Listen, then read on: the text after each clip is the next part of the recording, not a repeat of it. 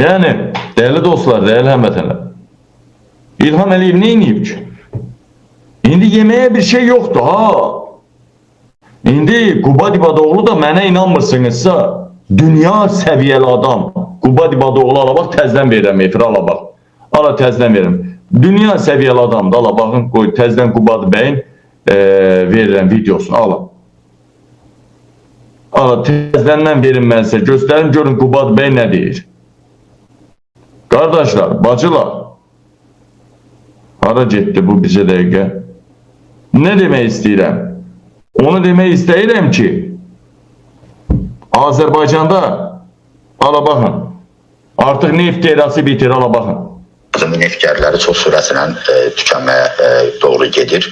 Azərbaycan dünyada nefti tükənən demək olar ki, Angoladan sonra ikinci ölkə olacaq. Yəni ki, neft gəlirləri azalan, neft gəlirləri 40%-dən çox azalan ölkələrin bir qrupu var. Orada 5 qrupda təsnifatı var və ən həssas qrup 5-ci qrupda. Azərbaycan 5-ci qrupda yer alıbdır. Angola ilə, Bəhreynlə, sonra Cənubi Sudanla, Omanla bir yerdədir. Amma indiki sərmayələrlə biz əhəmiyyətli nəticələr əldə edə bilməyəcəyik. Bərpa olunan enerji sektoru milyardlarla vəsait tələb eləyir və bu vəsaitləri yatıran şirkətlər müəyyən bir dövrdə gözləməlidir ki, onu qaytarsınlar. Çünki qısa bir müddətdə onu geri qaytarmaq da mümkün olmayacaq. Və məncə biz 2030-cu il üçün hədəflərimizi çox ambisiyalı müəyyənləşdirmişik. Yəni o hədəflərə çatmaq indiki şərtlərlə mümkün olmayacaq. Yəni açıqca deyir, burada indi başqa videolar da atmışlar, onlar da mən sizə göstərə bilərdim. Açıqca deyir, İlham Əliyev getməlidir. Təcili İlham Əliyev getməlidir. İlham Əliyev ölkəni batırdı. İlham Əliyev özü getməsə heç kim sərmayə qoymayacaq Azərbaycana. İlham Əliyev özü getməsə heç kim Azərbaycana sərmayə qoymayacaq dostlar. İlham Əliyev təcili rədd olmalıdır. Baxın. Bu hakimiyyət getməlidir, bu hakimiyyət dəyişməlidir. Bu hakimiyyəti dəyişmədən bunları həll eləmək mümkün deyil. Birini çıxardıb o birisini təyin etməklə məsələ həll olunmayacaq. Və biz çox şeylər itiririk.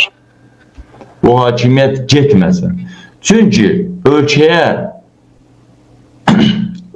yatırım eləyən yoxdur.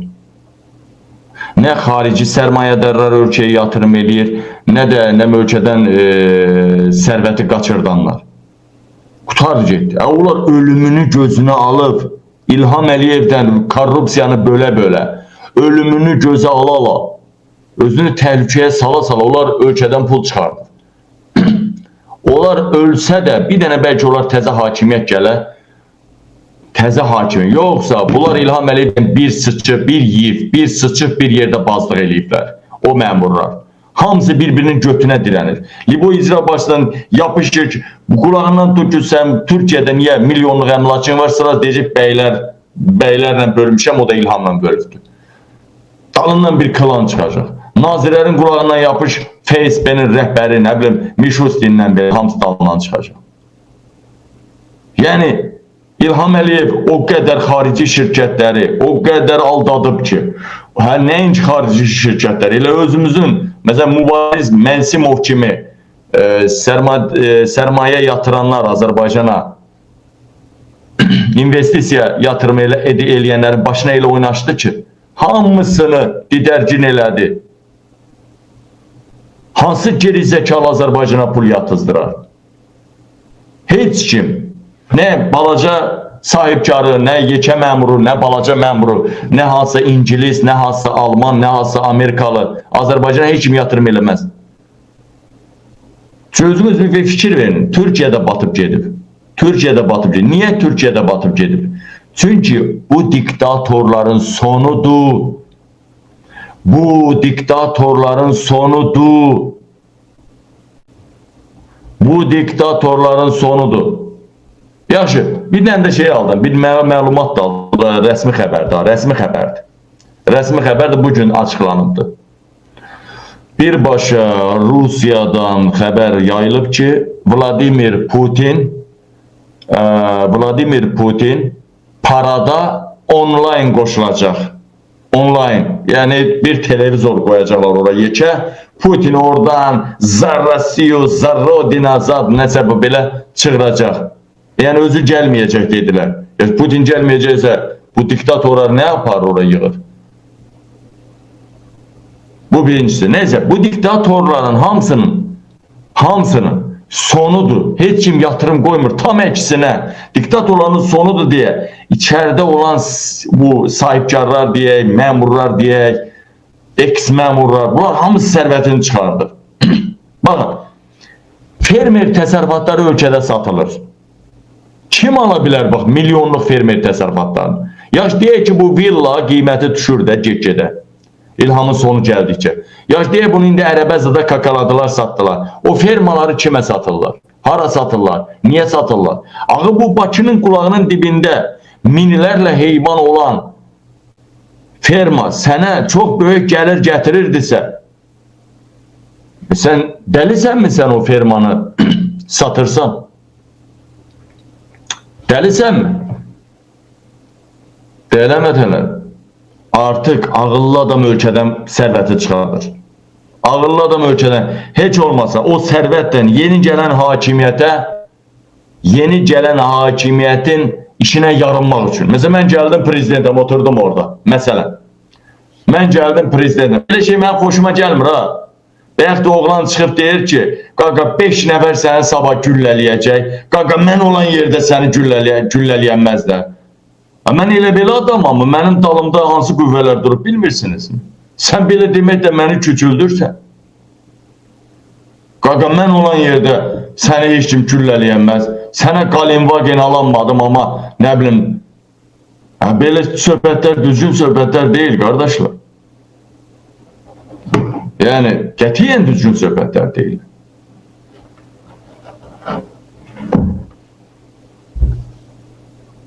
Neyse, uzun sözün kısası. Sadece olarak biraz anlayışlı olmak lazımdı. Biraz içende de özümüzü anlamak, qabili nəzərə almasaz da izleyicilere hürmet koymak lazımdı. Uzun sözün kısası. Değerli həmvətənlər, mən tutaq ki, gəldim ölkənin başına. Bax, gəldim ölkənin başına. Gəldim ölkənin başına. Kemaləddin Heydərov gəlib ki, Azərbaycan nə idi? Deyirəm, Azərbaycan o tutub yanırdı. Yanğın idi. Mən kim idim? Siz nazir idiniz və milyarder idiniz. Mən də Azərbaycanın gələcəyi üçün yanğından mal qaçırdım. Allah. 30 milyardlıq bu ölkələrdə bu yatırımı və yaxud nağd pulu saxladım. 30 milyardlıq. Mən nə deyəcəm? Buradan əlavə bir toyuq damı olsa anan ağlatacam. Toyuq damı. O da deyir, mən razı. Kəşfiyyat işə düşür. Axtarırlar, Kemaləddinin bundan başqa pulu yoxdur. Həbsə Kemaləddin gəl. Adam öldürməyibsən ki. Vəzifəndən, rütbəndən suyu istifadə eləyib. Kimisə mamışını yalamayıbsan ki. Desə ki, yox. Subut eləsə ki, mən mamış yalamamışam. Subut eləsə ki, mən kimsə zorlamamışam.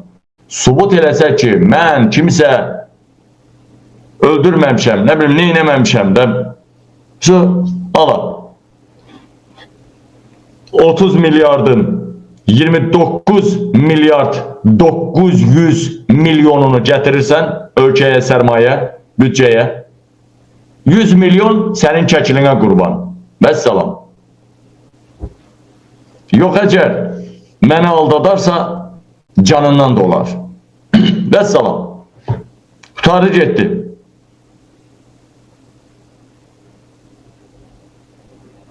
Yəni, əlbəttə ki, istəyirəm ki, Azərbaycanda 6 ay və 1 il ölüm hökmü olsun.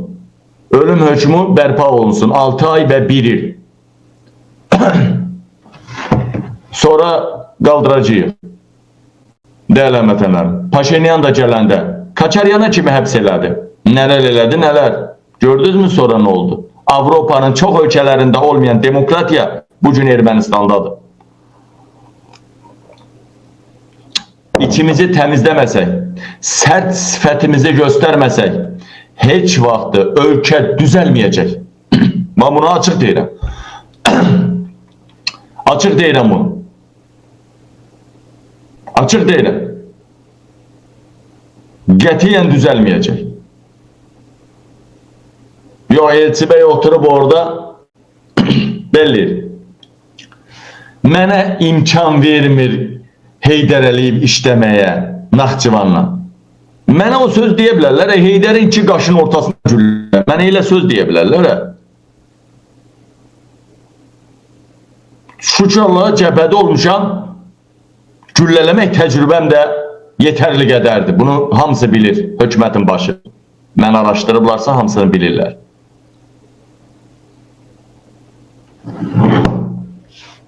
Mən döyüşlərdən çıxan adamım.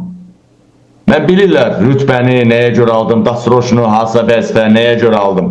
Bilirlər. Sadəcə müharibə idi, müharibənin qanunları oydu. Baxın, bir şey göstərəcəm burada.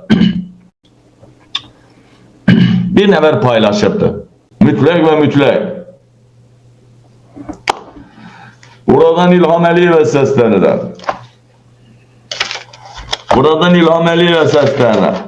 İlham Əliyev, gəl kişi kimi söhbət eləyək. Özümün gülməyim tutdu. Öz sözüm özümün gülməyim tutdu. İlham Əliyev kişi kimi söhbət eləyəcək. İlham Əliyev. İlham Əliyev deyir. Əfsuslar olsun ki, biz real tariximizi bilməmişik. Günah da bizdə deyil. Çünki belə oxumuşuq.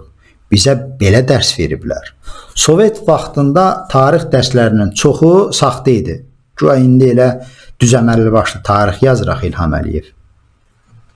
Gözümüzün qabağında tarixi saxtalaşdırırsan, kişisən. Elə həmin çıxışında deyirsən ki, bu çıxışında deyirsən ki, Qarabağ problemi xalq cəbhəsinin mirasıdır. Ayıb deyilmi? Azərbaycan xalqının düşmənləri qəhrəman kimi qələmə verilirdi. Quldur 26 Bakı Komissarı dəstəsi qəhrəman kimi təqdim edilirdi. Görən kim təqdim edirmiş, hörmət tamaşaçılar, biləcəksiniz. O dəstənin başında dayanan cinayətkar erməni millətçiləri qəhrəman kimi təqdim olunurdu. Onların adına rayonlar verilirdi. Onlara abidələr qoyulurdu. Azərbaycan xalqının cəlladı Şamyana abidə qoyulmuşdu.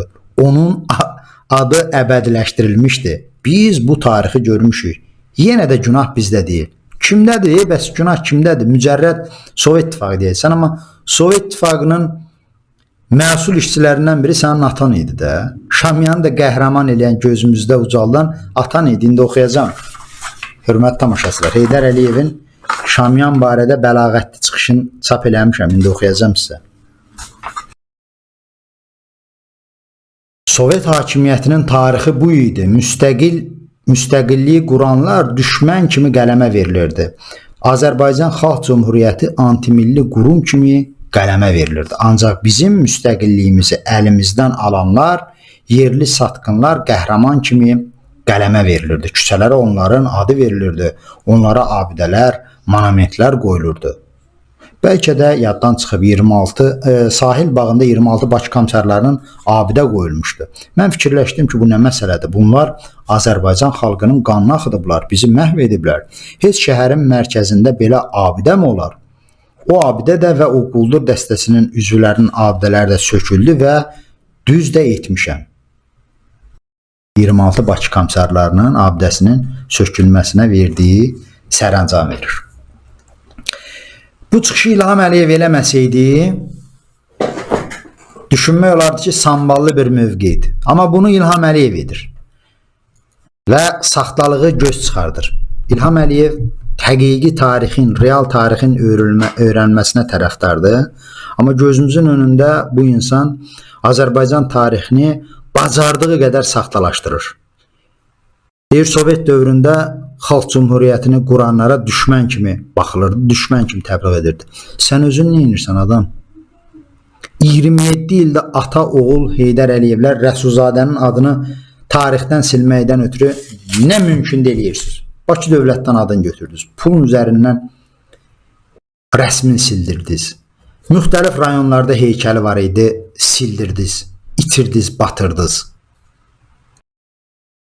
Bakının mərkəzində bir neçə yerdə Rəsulzadənin heykəli qoyulması planlaşdırırdınız. İtbat etdiniz, eləcə də Bakı dövlətin ədinə. Amma bu müddətdə müxtəlif aktyorlara, müğənnilərə heykəl qoydunuz. Heydər Əliyevin heykəlləri bütün ölkəni bürüdü. Təkcə Rəsulzadəni gözü götürmür ki. Tutaq ki, indi Rəsulzadənin partiyasına müsavatı indi sizə müxalif kimi qəbul olunur. Tutaq ki, və Azərbaycan müxalifətdə daha çox Rəsulzadəni simvol seçib. Buna görə tutaq ki, qıcığız var. Hərçənd bu axmaqlıqdır. Hansısa bir siyasi qüvvəyə qıcıq olub Azərbaycan tarixinə üz çöndərmək, o səhifəni qapatmaq axmaqlıqdır. Amma hesab eləyək, sizi başa düşdük. Yaxşı, Cumhuriyyəti quran digər insanlar da var axı. Fətəli-xan Xoyski, Əlimərdan bəy Topçubaşov, Nəsib bəy Nəsibov, Yusuf bəyli. Onlarla bağlı nə eləmisiz? Hansı rayon onların adını veribsiz? Abidəsən qoyubsuz. Cumhuriyyətlə bağlı bir gördüyünüz ən böyük iş bayraq meydanı idi. Dünyanın ən böyük bayrağını ucaltmışdınız. Ən böyük korrupsiya layihəsi adlandı o da. Çünki o bayrağın hesabına nə qədər korrupsiya yol verildi və o ərazidə yaşayan insanlara nə boyda zülm olundu mən bilirəm. Çünki o yerdən çoxlu reportajlar hazırlamışam. Bayrağa görə insanları zorla kompensasiya vermədən və yaxud da haqlarını kəsərək evdən sürütləyib atdınız çölə. Və bayraq sizi o şəkildə cəzalandırdı ki, bir ildən sonra elə birinci o bayraq asılan günü cırıldı. Sonra da indi o bayraq ümumiyyətlə orada yoxdur. Çöktü o boyda layihə. Tarixi belə saxtalaşdırırsınız. Azərbaycan tarixin 93-dən bəri yazırsınız. Güya ondan o tərəfdə heç nə olmayıb. Və gərək bunun Şamyan barəsində dediklərini elə çıxış edib ki, sanki mənim dədəm Şamyanı qəhrəman kimi təqdim edib Azərbaycan xalqına. Axı bunu Heydər Əliyev eləyib, sənin atan eləyib. İndi təsəvvür eləyin ki, İraq olsun. Əli Kərimlinin, Əbülfəz Elçibəyin və yaxud da nə bilim digər müxalifətçinin atası Şamyanı o şəkildə indi sizə tanış eləyəcəm, tərifləyib Azərbaycana qəhrəman kimi göstərərdi. İlham Əliyev nə ot vurardı onlara. Amma indi deyir ki, bizim günah olmayıb, Sovet İttifaqının günahı olub. Nə oldu? Sovet İttifaqı vaxtı görülən yaxşı işləri, tutaq ki, zavod tikilib, fabrik tikilib, Azərbaycandan 10 nəfər tələbə gedib Moskvada oxuyub. Bunun hamısının Heydər Əliyevin adına çıxırsan. Heydər Əliyev özü də çıxır. Amma pis işləri yıxırsınız sistemin üzərinə. Belə şey olmur dostlar. Hörmət tamaşaçılar. Ya ikisinə də sahib duracaqsan, pisi ilə, yaxşısı ilə deyəcəksən mənimdir. Ya da ikisindən də imtina eləyəcəksən. İndi mən sizə hörmət tamaşaçılar bir dənə kadr göstərəcəm. Diqqətlə baxın və çox xahiş edirəm bu kadrın yayılması üçün siz də öz köməkliyinizi edin. İlham Əliyev ki deyir, Azərbaycan xalqının düşməni 26 Bakı Komissarının rəhbəri millətçi Şamyan.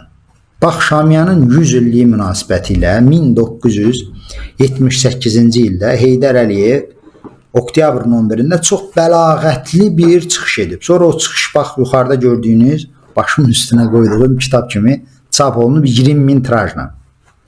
Heydər Əliyev orada Şamyana sözün əsl mənasında bəy tərifi deyib. Yeri gəlmişkən hörmət dostlar, tarixi ədalət naminə bir arayışı verim.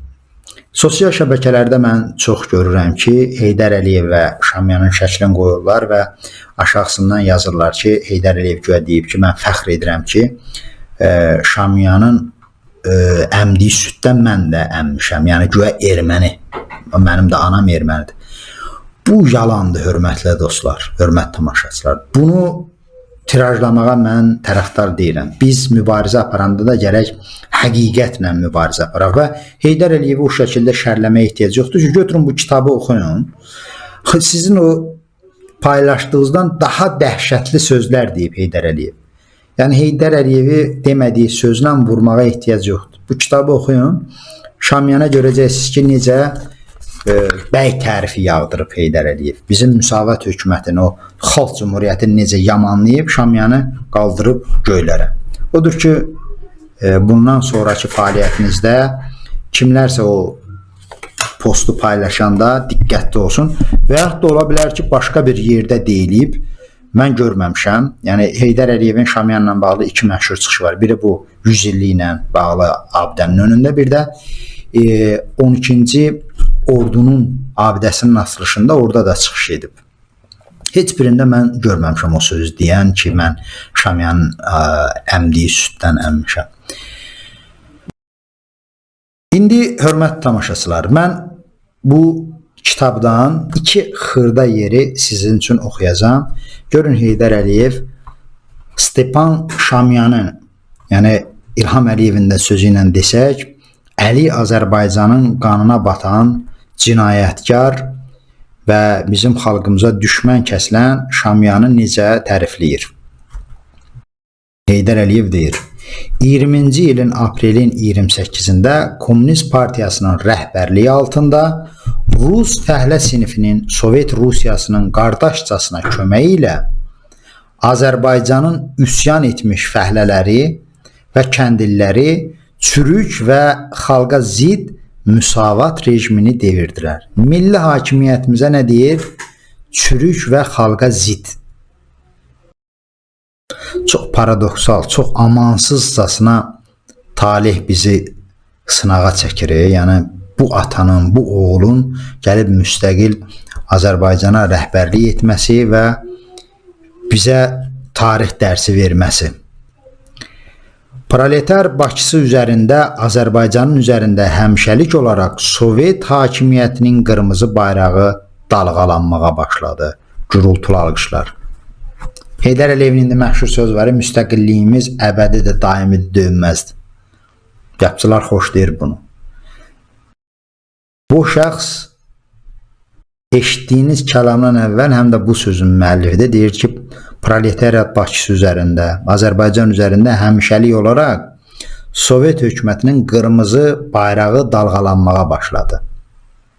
Yoldaşlar, Stepan Georgiyeviç Şamyan çox yaşamamış, cəmi 40 il ömür sürmüşdür. Lakin bu qısa müddətdə dövrünün ən müxtəlif problemlərinə dair onlarca əsər, məqalə yazmışdır. Stepan Şamyan partiyamızın görkəmli nəzəriyyəçilərindən biri idi.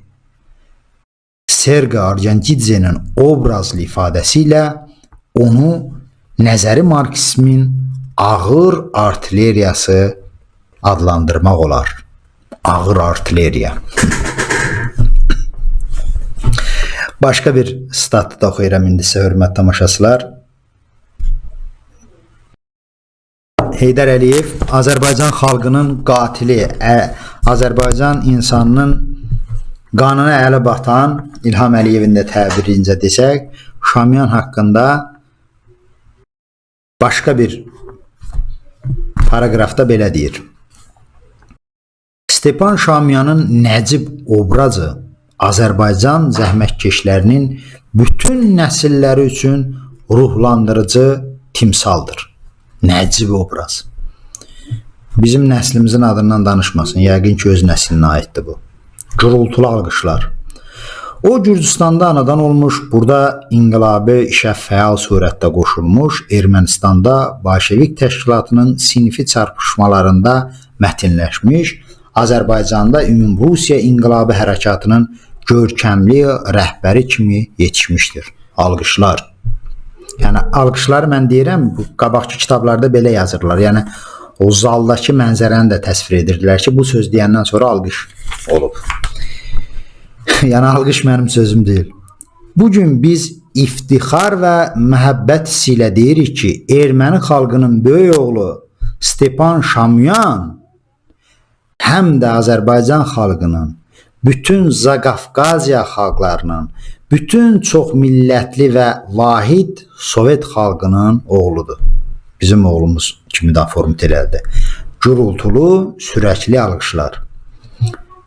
Azərbaycan xalqı Respublika əməkçilərinin sıx birləşmiş beynəmlilər ailəsi Stepan Şamyanın xatirəsini əziz tuturlar. Dağlıq Qarabağ Muxtar Vilayətinin mərkəzi 2 rayon, onlarca müəssisə, kolxoz, məktəb, mədəniyyət sarayı və mədəniyyət evi Bakı metropoliteninin ən gözəl stansiyalarından biri onun adını daşıyır. Bakılılar Stepan Şamyanın Bakıda uzaldılmış möhtəşəm abidəsinin yanına tez-tez tər çiçəklər qoyurlar. Bir neçə gün bundan əvvəl sədaqətli Leylinin Sədaqətli Leninçinin Stepanakert-də abidəsi təntənəli surətdə açılmışdı. Bu, Heydər Əliyevin Lenin şuurunda, kommunizm uğrunda mərd mübariz Stepan Şamyan haqda etdiyi çıxış idi. İndi Heydər Əliyevin oğlu bizə tariximizi yaxşı öyrənməyi tövsiyə edir. Pis tövsiyə deyil. Amma yaxşı olar ki, birinci o özü tariximizə hörmət göstərsin. Azərbaycanın bugünkü tarixini saxtalaşdırmasın, keçmişinə də hörmətlə yanaşsın. Yaxın və uzaq keçmişinə. Sanki bu çıxışı eləyən o İlham Əliyev deyil ki, 2 həftədən bir çıxıb Xalq Cümhuriyyətin satqınçılıqda, torpaq satmaqda ittiham edirdi. Və yaxud da Xalq Cəbhəsinin ermənilərə torpaq satmaqda, pəşkeş etməkdə ittiham edir. Öz atası gələndən sonra Azərbaycanın 6 rayonu itirilib. Gələn kimi Xalq Cəbhəsinin, indi deyirik, Qarabağ Xalq Cəbhəsindən mirasıdır, Qarabağ problemi. 33 batalyonu Heydər Əliyev gələn kimi 93-cü ildə ləğv elədi Xalq Cəbhəsinin batalyonu kimi. Və ondan sonra bizim torpaqlarımızın işğalı asanlaşdı. Hörmətli tamaşaçılar, mənim sözüm, fikrim bu qədər. Bir daha təəssüf edirəm ki, Azərbaycana bu cür mənasız, boz, məsuliyyətini bilməyən insan rəhbərlik edir. Nə qədər ki, biz bu cür insanların əsarətindən xilas olmamışıq, nə Qarabağa, nə bizim özümüzə rahatlıq ola bilməz, qurtuluş ola bilməz. Sizi siyasiləşməyə, siyasi agahlığa... Trump Ermənistan üzüldü, kədərləndi. Trump mənim ailəm oxşur. Trump belə, Trump bomba olacaq, Trumpdan işləyəcək. Trump'a, hələ Trump'a nə qədər pul buraxdılar, Korolenin demişəm axı. Demək istəmirəm da, canaşmaq istəmirəm. Trump da bizim adamdır. Amma mən nə dedim? Trump İlham Əliyev məyus edəcək dedim. Aç, yaxşı oğul qabağı, yaxşı atarxanı, yaxşı hiss edir, görür. O sizin İlham Əliyeviniz. Bu xalqın sənlə bir halda işi olmaya bilər. Müqavimətsiz hökuməti ver, çıx get. Hökuməti kimə verəcəksən? Ver Əli Kərimliyə get. Əli Kərimliyə verəcək. Onsuz da sən hökuməti verəndə İngiltərə oturacaq Amerika. İngiltərə, Almaniya oturacaq Bakıda. Amerika, İngiltərə, Almaniya oturacaq Bakıda. Mən bilirəm. Əli Kərimli olsun, Qubada olsun, kim olur olsun. Sonra keçid hökuməti deyilən bir şey olacaq. Sonra səsvermə olacaq. Xalq prezidentini seçəcək. Vəssalam. İndi keçid hökuməti neçə ay ola bilər? Bəlkə də neçə il ola bilər? Axırı ki, olsun. Azərbaycanlı olmayıb başqa millətlərdən qabil sevənlər. Allah üstünüzdə olsun. Allah yar və yardımcınız olsun. Qabili sevməyənlər, İlhamı sevənlər. Sizin də əzizlərinizin üstündə qabil sevənlər olsun o kişilər. Bığı vurma kişilər. Bığı olmasa da şeyi vurma kişilər olsun. Az qaldı. Gedən gedir, gələn gəlir. Qarşılamağa hazırlaşın. İgidlərinizi. Tək qabili yox. Dünyada çox igidləriniz var sizin. Hazır olun qarşılamağa. Az qaldı. Sağ olun, salamat qalın. Mən nəsə bilməsəm demərəm. Görürsünüz mü?